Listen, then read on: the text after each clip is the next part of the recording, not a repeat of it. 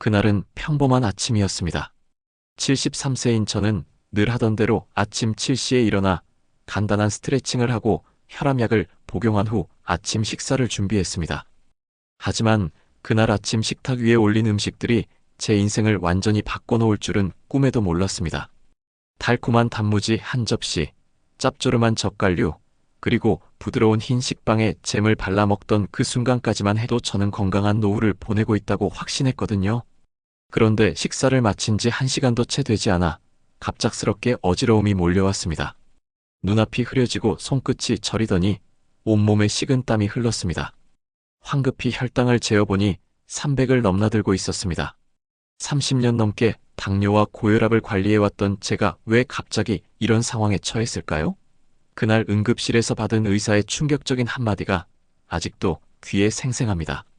선생님, 지금까지 드셨던 음식들을 다시 점검해 보셔야겠습니다.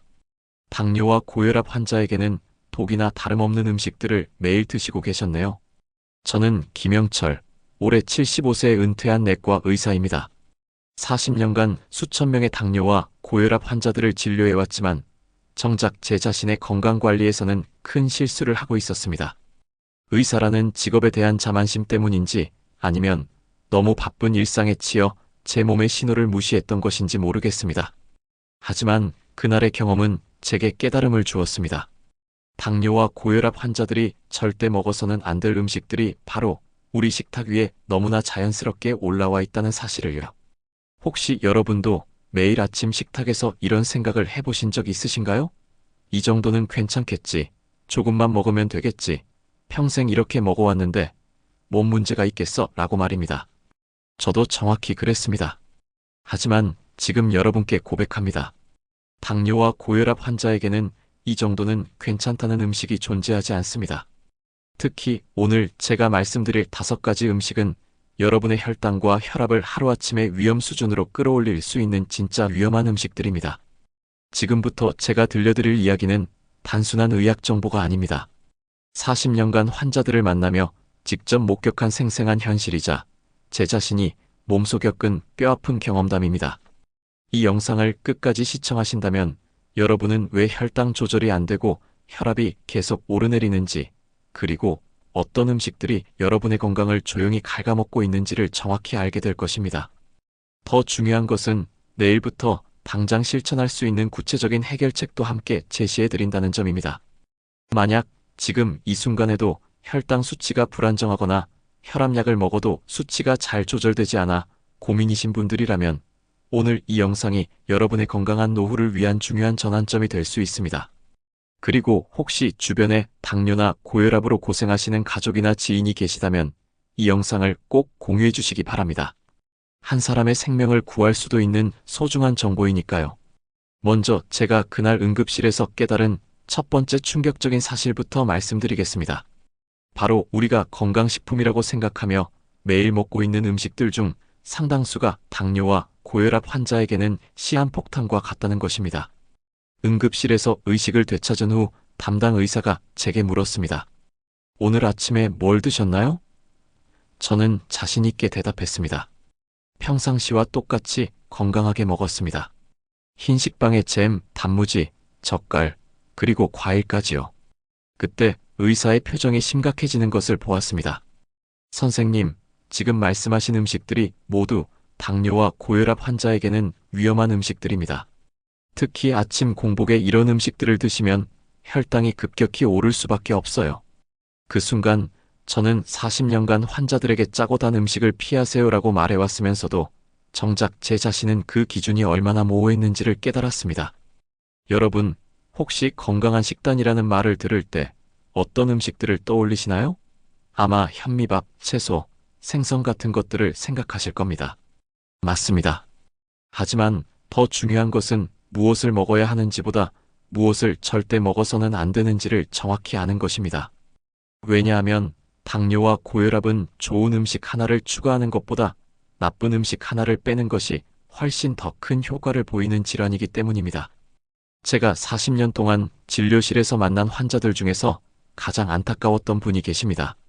68세의 박순자 할머니였는데 20년 넘게 당뇨를 앓고 계셨지만 혈당 조절이 전혀 되지 않아 합병증이 심각한 상황이었습니다. 인슐린 주사량을 계속 늘려가도 효과가 없어서 가족들은 물론 저도 답답해하고 있었습니다. 그런데 어느 날 할머니의 며느리가 할머니의 하루 식단을 상세히 적어온 메모를 보고 저는 깜짝 놀랐습니다. 할머니는 매일 아침 건강을 위해 꿀물을 마시고 점심에는 소화가 잘 된다며 흰죽을 드시고 저녁에는 짜지 않은 음식이라며 간장으로 간을 맞춘 나물들을 드시고 계셨습니다. 간식으로는 과일은 몸에 좋다며 포도나 바나나를 자주 드셨고 목이 마르면 이온 음료가 몸에 좋다며 스포츠 음료를 마시셨습니다. 할머니와 가족들은 이 모든 것이 건강식품이라고 철석같이 믿고 계셨던 것입니다. 저는 할머니께 천천히 설명해 드렸습니다. 할머니, 지금 드시고 있는 음식들이 모두 혈당을 급격히 올리는 음식들입니다. 꿀물은 설탕물과 다르지 않고 흰죽은 혈당 지수가 밥보다도 높으며 간장도 나트륨 덩어리이고 포도와 바나나는 당분이 매우 높은 과일입니다. 이온 음료는 말할 것도 없고요. 할머니의 표정이 점점 어두워지는 것을 보며 저도 마음이 무거웠습니다. 하지만 정확한 사실을 알려드리는 것이 할머니의 건강을 위해 꼭 필요한 일이었습니다. 놀랍게도 할머니가 이 5가지 음식을 완전히 끊으신 지 한 달 만에 혈당 수치가 눈에 띄게 개선되었습니다.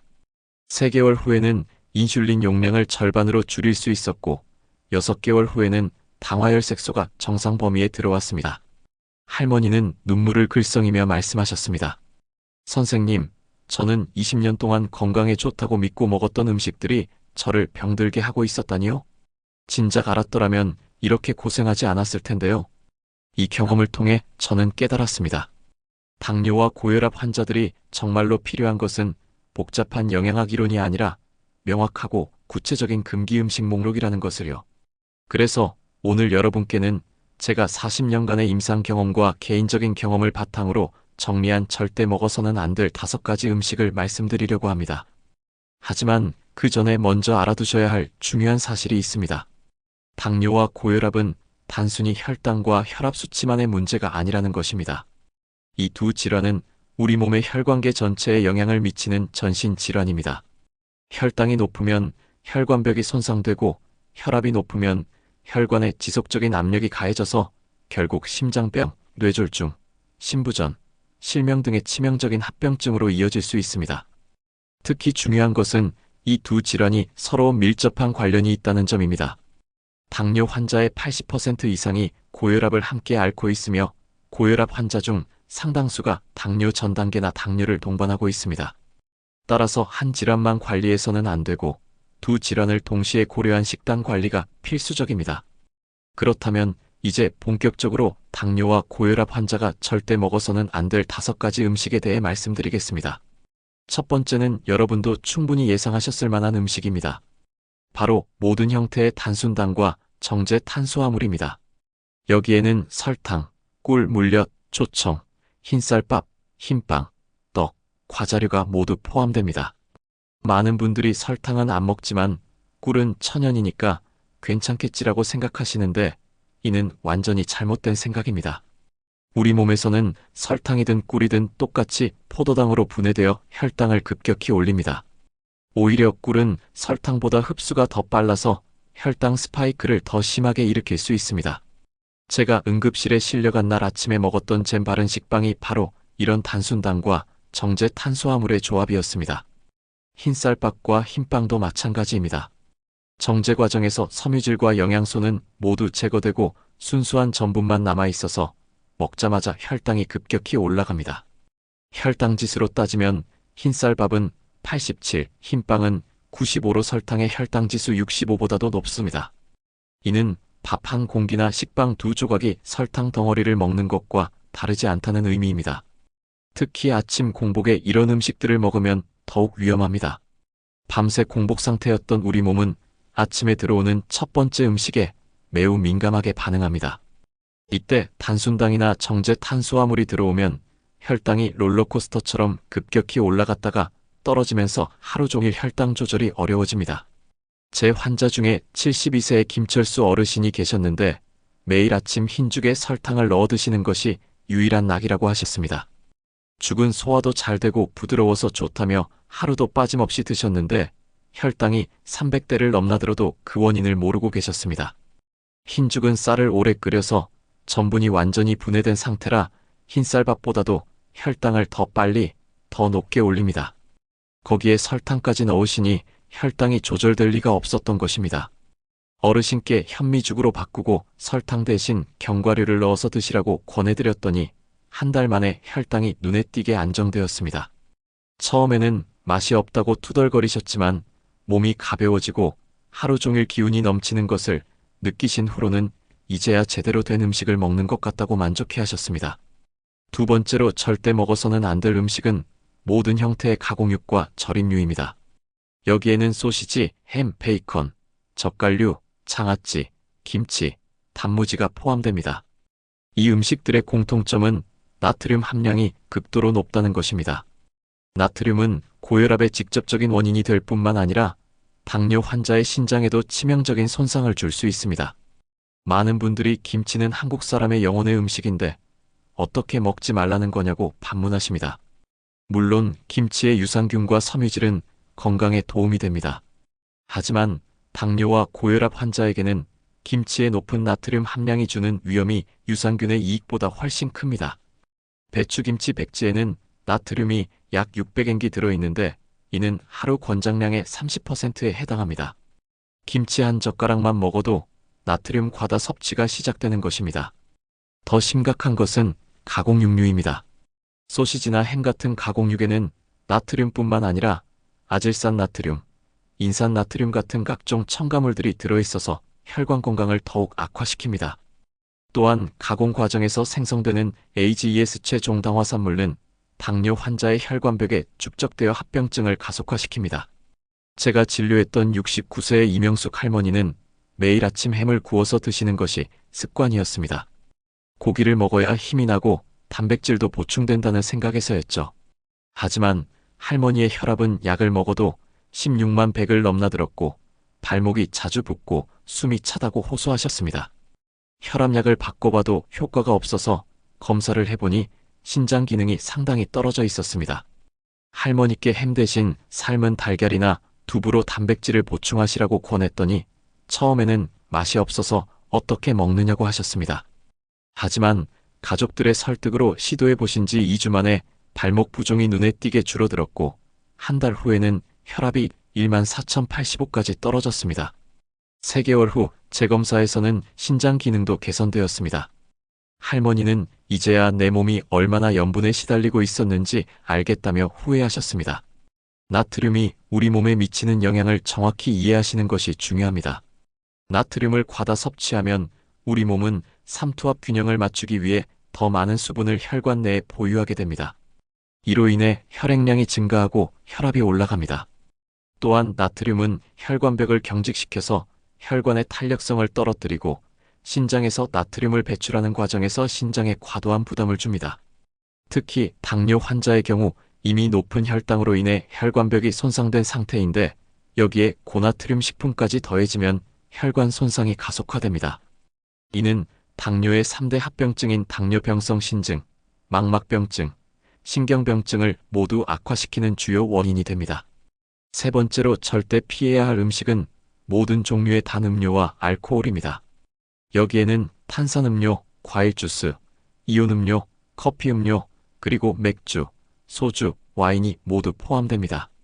이 음료들은 고체 음식보다도 혈당을 더 빠르고 더 높게 올리며 동시에 간 기능을 악화시켜서 인슐린 저항성을 증가시킵니다. 많은 분들이 과일 주스는 비타민이 풍부해서 건강에 좋다고 생각하시는데 이는 큰 오해입니다.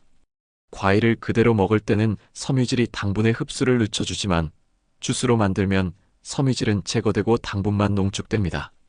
오렌지 주스 한 잔에는 오렌지 3-4개분의 당분이 들어있지만 섬유질은 거의 없어서 마시자마자 혈당이 급격히 올라갑니다. 이온 음료는 더욱 심각합니다.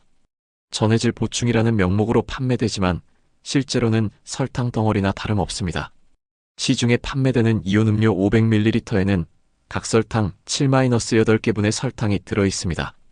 운동을 하지 않은 상태에서 이온 음료를 마시는 것은 설탕물을 마시는 것과 똑같습니다. 알코올의 경우는 더욱 복잡한 문제를 일으킵니다. 알코올은 간에서 대사되면서 간의 당 신생을 방해하고 동시에 인슐린의 작용을 방해합니다.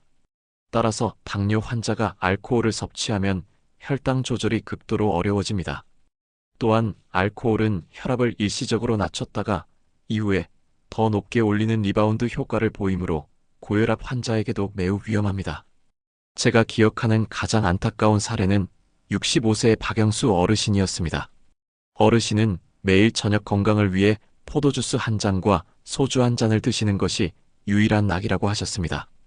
포도는 몸에 좋다고 하니까 포도주스를 마시고 스트레스 해소를 위해 소주를 조금 마신다는 것이 어르신의 논리였습니다. 하지만 어르신의 혈당은 저녁 식사 후 항상 400대까지 올라갔다가 새벽에는 70대까지 떨어지는 극심한 혈당 변동을 보였습니다. 이런 혈당 롤러코스터는 혈관에 극심한 스트레스를 주어서 합병증을 가속화시킵니다. 또한 알코올로 인해 수면의 질이 떨어져서 스트레스 호르몬인 코르티솔 분비가 증가하고 이는 다시 혈당과 혈압을 올리는 악순환을 만들었습니다. 어르신께 포도주스와 소주를 완전히 끊고 대신 물이나 무설탕 차를 드시라고 권했을 때 처음에는 그럼 내가 무슨 재미로 사냐며 거부하셨습니다. 하지만 가족들과 함께 어르신을 설득해서 2주간만 시도해 보기로 했습니다. 놀랍게도 2주 후 어르신의 혈당 변동폭이 크게 줄어들었고 하루 종일 기운이 나고 잠도 깊게 주무실 수 있게 되었습니다. 한 달 후 어르신은 이제야 알겠다. 내가 그동안 내 몸을 얼마나 괴롭혔는지라며 스스로 금주를 선언하셨습니다. 6개월 후에는 당화혈색소가 11%에서 7%로 떨어졌고 혈압도 안정되어 약의 용량을 줄일 수 있었습니다. 무엇보다 어르신이 삶의 질이 완전히 달라졌다고 만족해 하시는 모습을 보며 저도 큰 보람을 느꼈습니다. 네 번째로 절대 피해야 할 음식은 모든 종류의 기름에 튀긴 음식과 트랜스 지방이 포함된 식품들입니다. 여기에는 치킨, 돈가스, 튀김, 과자류, 마가린, 쇼트닝이 들어간 빵류가 포함됩니다. 이런 음식들은 혈관에 직접적인 손상을 주어서 당뇨와 고혈압의 합병증을 가속화시키는 주범입니다. 튀긴 음식의 문제는 단순히 칼로리가 높다는 것에 그치지 않습니다. 고온에서 기름을 가열하는 과정에서 생성되는 유해 물질들이 혈관 내막에 염증을 일으키고 동맥경화를 촉진시킵니다. 특히 같은 기름을 여러 번 사용하는 경우에는 과산화지질과 알데하이드 같은 독성 물질이 축적되어 더욱 위험해집니다. 트랜스 지방의 경우는 더욱 심각합니다. 트랜스 지방은 우리 몸에서 분해되지 않고 혈관벽에 축적되어 염증을 일으키고 혈전 형성을 촉진합니다. 또한 좋은 콜레스테롤인 HDL은 낮추고 나쁜 콜레스테롤인 LDL은 높여서 혈관 건강을 이중으로 악화시킵니다. 당뇨 환자의 경우 이미 혈관이 취약한 상태인데 여기에 트랜스 지방까지 더해지면 심혈관 질환의 위험이 기하급수적으로 증가합니다. 제가 진료했던 71세의 정미자 할머니는 손자들이 놀러 올 때마다 치킨을 시켜주시는 것이 유일한 기쁨이라고 하셨습니다. 아이들이 좋아하니까 나도 함께 먹게 된다며 일주일에 2-3번은 치킨을 드셨습니다. 할머니는 당뇨 진단을 받은 지 15년이 되었는데 최근 들어 발가락이 저리고 시야가 흐려진다고 호소하셨습니다. 검사 결과 할머니는 당뇨병성 신경병증과 초기 망막병증이 진행되고 있었습니다. 혈액 검사에서도 염증 수치가 높게 나왔고 혈관 경직도 검사에서도 동맥경화가 상당히 진행된 상태였습니다. 할머니께 치킨과 같은 튀긴 음식이 혈관에 미치는 영향을 자세히 설명해 드렸더니 처음에는 그럼 손자들과 무엇을 함께 먹으라는 거냐며 난색을 표하셨습니다. 하지만 가족들과 상의해서 치킨 대신 구운 닭가슴살이나 찐 닭 요리로 바꾸기로 했습니다. 손자들도 할머니의 건강을 위해 기꺼이 메뉴를 바꿔주었습니다. 3개월 후 할머니의 염증 수치가 정상 범위로 돌아왔고 발가락 저림 증상도 많이 개선되었습니다. 6개월 후 안과 검진에서는 망막병증의 진행이 멈췄다는 소견을 받으셨습니다. 할머니는 처음에는 음식이 맛없다고 생각했는데 지금은 오히려 기름진 음식이 느끼하고 부담스럽게 느껴진다며 변화에 만족해 하셨습니다. 무엇보다 손자들과 더 오래, 더 건강하게 시간을 보낼 수 있게 되어서 기쁘다고 하시는 모습이 인상적이었습니다. 5번째이자 마지막으로 절대 피해야 할 음식은 모든 종류의 가공식품과 인스턴트 식품입니다. 여기에는 라면, 즉석밥, 냉동식품, 통조림, 소스류, 드레싱이 포함됩니다. 이런 식품들의 공통점은 나트륨, 당분, 화학첨가물이 복합적으로 들어있어서 당뇨와 고혈압에 치명적인 영향을 미친다는 것입니다. 라면 하나를 예로 들어보겠습니다. 라면 한 봉지에는 나트륨이 약 2000행기 들어있는데 이는 하루 권장량을 초과하는 양입니다. 또한 면은 정제 탄수화물이라 혈당을 급격히 올리고 스프에는 각종 화학조미료와 방부제가 들어있어서 신장과 간에 부담을 줍니다. 기름에 튀긴 면발에는 트랜스 지방까지 포함되어 있어서 혈관 건강을 더욱 악화시킵니다. 즉석밥도 마찬가지입니다. 편의를 위해 각종 첨가물과 방부제가 들어있고 나트륨 함량도 높습니다. 무엇보다 대부분의 즉석밥이 백미로 만들어져서 혈당 지수가 매우 높습니다. 통조림 식품의 경우에는 보존을 위해 엄청난 양의 나트륨이 들어있고 캔 내부 코팅제인 BPA가 호르몬 교란을 일으켜서 인슐린 저항성을 증가시킬 수 있습니다. 소스류와 드레싱도 숨겨진 당분과 나트륨의 폭탄입니다. 케첩 한 스푼에는 각설탕 1개분의 설탕이 들어있고 마요네즈나 드레싱에는 트랜스 지방과 높은 나트륨이 포함되어 있습니다. 많은 분들이 샐러드는 건강식품이라고 생각하시지만 드레싱을 듬뿍 친 샐러드는 오히려 햄버거보다도 당분과 나트륨이 높을 수 있습니다. 제가 가장 기억에 남는 환자는 74세의 김말순 할머니였습니다. 할머니는 혼자 사시면서 요리하기가 번거롭다며 거의 모든 식사를 즉석식품으로 해결하고 계셨습니다. 아침에는 즉석밥과 통조림 반찬, 점심에는 라면, 저녁에는 냉동만두나 피자를 드셨습니다. 혼자 사는데 뭘 해먹겠냐는 것이 할머니의 지론이었습니다. 할머니의 혈당은 하루 종일 200대를 넘나들었고 혈압도 18만 110을 오르내렸습니다. 약을 여러 가지 드셔도 조절이 잘 되지 않아서 인슐린 주사까지 고려해야 하는 상황이었습니다. 또한 신장 기능도 떨어져서 단백뇨가 나오고 있었습니다. 할머니께 즉석식품의 위험성을 설명하고 간단한 요리법을 알려드렸습니다. 현미밥을 한 번에 많이 지어서 냉동 보관했다가 데워 먹는 방법, 달걀이나 두부를 이용한 간단한 반찬 만들기, 나물이나 채소를 데쳐서 보관하는 방법 등을 차근차근 가르쳐드렸습니다. 처음에는 나이 들어서 이런 것까지 배워야 하냐며 힘들어하셨지만 며느리와 딸이 번갈아가며 도와드리면서 점차 익숙해지셨습니다. 2개월 후 할머니의 혈당이 140대로 떨어졌고 혈압도 15,090까지 개선되었습니다. 6개월 후에는 인슐린 주사 없이도 혈당 조절이 가능해졌고 신장 기능도 호전되어 단백뇨가 거의 사라졌습니다. 할머니는 처음에는 귀찮다고 생각했는데 이제는 요리하는 재미를 알겠다며 웃으셨습니다. 무엇보다 몸이 가벼워지고 하루 종일 기운이 넘친다고 하시며 진작 이렇게 했으면 좋았을 텐데라고 후회하셨습니다. 지금까지 당뇨와 고혈압 환자가 절대 먹어서는 안 될 5가지 음식에 대해 말씀드렸습니다. 단순당과 정제 탄수화물, 가공육과 절임류, 단음료와 알코올, 튀긴 음식과 트랜스지방 식품, 그리고 가공식품과 인스턴트 식품입니다. 이 5가지만 확실히 피해도 여러분의 혈당과 혈압 조절에 극적인 변화가 나타날 것입니다. 하지만 음식을 피하는 것만으로는 충분하지 않습니다. 대신 무엇을 먹어야 하는지도 아는 것이 중요합니다. 이제 제가 40년간의 경험을 바탕으로 정리한 당뇨와 고혈압 환자를 위한 올바른 식단 원칙들을 말씀드리겠습니다. 먼저 탄수화물 선택의 원칙입니다. 흰쌀밥 대신 현미밥, 흰빵 대신 통곡물빵을 선택하세요. 하지만 더 중요한 것은 양의 조절입니다. 현미밥이라도 한 번에 많이 먹으면 혈당이 올라갑니다. 밥 한 공기에 23 정도가 적당하며 반찬과 함께 천천히 드시는 것이 좋습니다. 단백질은 기름기가 적은 생선, 닭가슴살, 두부, 달걀 등을 선택하세요. 특히 등푸른 생선에 들어있는 오메가-3 지방산은 혈관 건강에 도움이 됩니다. 하루에 단백질 식품을 2-3가지 정도 섭취하시되 조리할 때는 굽거나 찌는 방법을 사용하세요. 채소는 하루에 최소 5가지 이상의 색깔 있는 채소를 드세요. 녹황색 채소에는 혈관 건강에 도움이 되는 항산화 성분이 풍부합니다.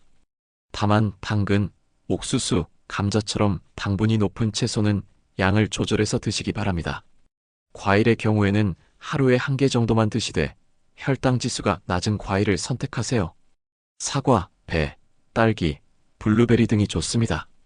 바나나, 포도, 수박처럼 당분이 높은 과일은 피하시는 것이 좋습니다. 견과류는 하루에 1줌 정도 드시면 혈관 건강에 도움이 됩니다. 아몬드, 호두, 땅콩 등이 좋지만 소금이나 설탕이 첨가되지 않은 것을 선택하세요. 물은 하루에 최소 8잔 이상 드세요. 수분이 부족하면 혈액이 끈적해져서 혈압이 올라갈 수 있습니다. 다만 신장 질환이 있으신 분들은 의사와 상의 후 물 섭취량을 조절하시기 바랍니다.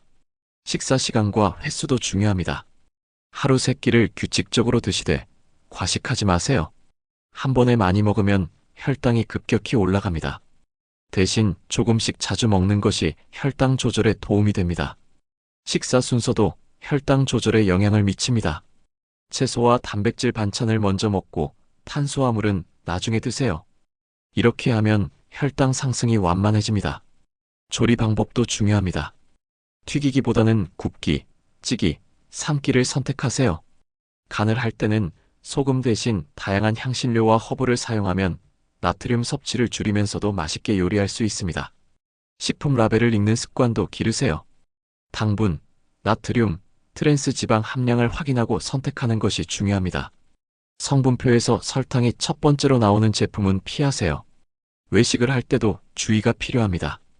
가능하면 집에서 만든 도시락을 드시고 외식을 해야 할 때는 메뉴를 미리 확인해서 건강한 옵션을 선택하세요. 소스는 따로 달라고 하거나 적게 넣어달라고 요청하세요. 가족들의 협조도 매우 중요합니다. 혼자서는 식단 관리가 어려우니까 가족들이 함께 건강한 식습관을 만들어가는 것이 좋습니다. 특히 요리를 담당하시는 분이 올바른 식단 원칙을 알고 계시는 것이 중요합니다. 스트레스 관리도 빼놓을 수 없습니다. 스트레스를 받으면 코르티솔 호르몬이 분비되어 혈당과 혈압이 올라갑니다. 규칙적인 운동, 충분한 수면, 취미 활동 등으로 스트레스를 관리하세요. 운동은 식단 관리와 함께 당뇨와 고혈압 관리의 핵심입니다. 하루 30분씩 주 5회 이상 유산소 운동을 하시고 주 2-3회는 근력 운동도 함께 하세요. 다만 운동 전후에는 혈당을 체크해서 저혈당에 주의하시기 바랍니다. 약물 복용도 규칙적으로 하세요. 식단 관리를 한다고 해서 약을 임의로 중단하면 위험할 수 있습니다. 약물과 식단 관리를 병행하시면서 혈당과 혈압이 안정되면 의사와 상의해서 약을 조절하세요. 정기적인 검진도 필수입니다. 혈당, 혈압뿐만 아니라 당화혈색소, 콜레스테롤, 신장 기능, 안과 검진 등을 정기적으로 받으셔야 합니다. 합병증을 조기에 발견해서 치료하는 것이 중요합니다. 마지막으로 가장 중요한 것은 꾸준함입니다. 하루 이틀 건강하게 먹는다고 해서 당뇨와 고혈압이 좋아지지 않습니다. 매일매일 꾸준히 실천하는 것이 중요합니다. 처음에는 어렵고 불편하게 느껴질 수 있지만 시간이 지나면서 습관이 되고 몸의 변화를 느끼시게 될 것입니다. 제가 오늘 말씀드린 내용들이 여러분의 건강한 노후를 위한 든든한 밑바탕이 되기를 바랍니다. 당뇨와 고혈압은 관리가 가능한 질환입니다. 올바른 식단과 생활 습관으로 얼마든지 건강하게 살 수 있습니다. 포기하지 마시고 꾸준히 실천해 보세요. 여러분의 건강한 변화를 응원하며 궁금한 점이 있으시면 언제든 댓글로 남겨주세요. 그리고 이 정보가 도움이 되셨다면 주변의 가족과 친구들에게도 공유해 주시기 바랍니다. 한 사람의 건강을 지키는 것이 온 가족의 행복으로 이어진다는 것을 잊지 마세요. 구독과 좋아요도 잊지 마시고 다음에 더 유익한 건강 정보로 찾아뵙겠습니다. 감사합니다.